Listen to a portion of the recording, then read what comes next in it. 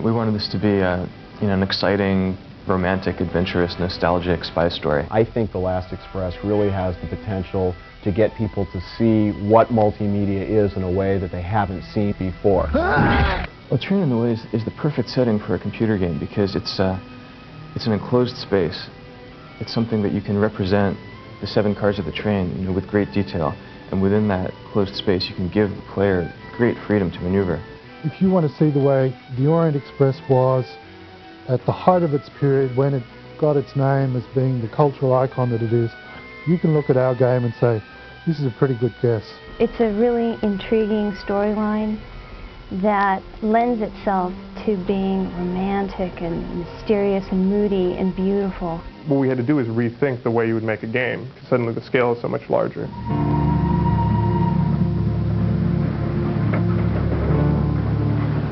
The Last Express is a mystery adventure that takes place on the Orient Express in 1914. Europe is literally on the eve of World War I. And you play a character, Robert Kath, who has been called to the train and arrives late. Certain things have happened before you've even made it to the train that are going to affect the rest of your voyage. The characters on the train represent many of the forces that brought about World War I. You have a German industrialist, you have a British spy, you have a young Russian anarchist, you have the remnants of the old power of the Tsar and his young and innocent granddaughter. The story itself is the puzzle. What we wanted to do was create a seamless environment where you could move from walking around to talking to people, but in a way that there was a smooth transition from the points where you're operating to the points where you're seeing yourself in reaction shots. The world is changing and one does need to choose sides, and sometimes things change so fast that it's hard to tell one side from the other. To me, the puzzle pieces in this game are the characters. If you don't get what's going on, you lose. You come up to a character and you can click on a character, you can give the character something, and there's also a slipperiness to the characters. Sometimes you can't get to them fast enough, so you actually have to follow them through the train. You can listen to what they're doing, and then at that point you might want to interact with them. The thing that I think makes our game the most unique technically, and definitely the biggest challenge for us all along, has been what we call the character logic, or creating this illusion of life that you have as you move through this 3D journey. Each character, and there's about 35 substantial characters, has this sort of set of routines that they go through. And basically they're going through and they're interacting with each other, and there's all these sub-stories winding back and forth, but the fact that the player is there causes events to happen earlier than they would have, causes them to happen in a different sequence, or causes completely new events. It's being scripted as the player plays it, and I think if you take the game home and play it, you're going to see things, combinations that we never saw here and never planned. Within this real rich story, you've got these traditional game puzzles where you have to solve things and figure out how to open magic boxes and how to discover the secret keys so that you can open up the doors along the train, and how to avoid the conductor, and so you can sneak in to people's compartments and climb out their window and look in on other people. The Last Express really focuses on attention to detail. The historical research that's gone into this product is phenomenal, and that's translated into every frame that the player will see when they're playing this game. Because I didn't know anything about trains, nobody on the project was a train expert, so we really wanted to find an actual train car. These train cars that they used in 1914 were made of wood. They switched to steel-bodied cars after the war, but these teak cars, the ones that hadn't been destroyed in the course of World War I, well, most of them were destroyed during World War II. But through the network of train buffs, one of these guys in France called a friend of his in Italy who he knew was nuts about the Orient Express. He called us and told us that there was a sleeping car of the type used in the Orient Express sitting in the train yard in Athens. It had been abandoned, I guess, at that point for 50 years. It was just sitting out there off the tracks, windows were broken, but there it was, the last remaining sleeping car. That was like a very important discovery for us because it gave us the ability to be accurate. To me, it's like bringing a period back to life when, all incentives were to forget about it.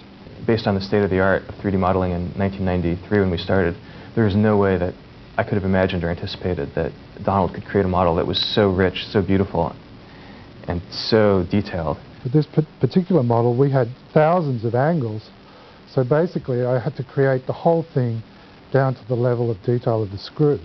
If we could actually recreate the environment accurately and say, look, this was the Orient Express, we'd have at least made some sort of artistic statement. Part of the inspiration was the Art Nouveau style that was in vogue in 1914. If you look at the paintings of Toulouse-Lautrec, Alphonse Mucha, and much of the poster art of the time, this was really the forerunner of the modern comic book. The Art Nouveau style lended itself really well to this game for several reasons. First of all, it's pretty much a line artwork. It's very flat. It's of the time. That's the great thing about it. I mean, this is the look of the historical period that we're shooting.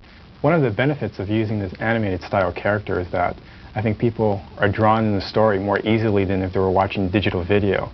I think there's a tendency when you watch digital video actors to focus on the performance of the actors and the story gets lost. By watching these animated characters, people are more into the story, into the interactions between the characters, and you're actually more into this world. We knew that we could shoot live action people, scan them into the computer, but then how to get the computer to turn the photographs into line art. That entails taking that footage, converting it to black and white ink drawings, basically. Then the artists go back and fill in color into these ink drawings and grab the faces of the characters, which is why it's called grab face. You know, we cast actors that we thought would look good when they were turned into cartoons, which is a conscious selection of physical types. You know, we looked for people with strong features that, you know, when they were made up and turned into cartoons, you could spot them coming down the corridor a mile away. The technical challenges behind that were enormous because, you know, instead of just filming a character from one angle, you have to film that character from 7 or 8 angles. For instance, if you walk into the restaurant car, you can see somebody sitting at a table, you know, eating or talking to somebody, and if you suddenly go to the other side of it, you'll see the other view of them.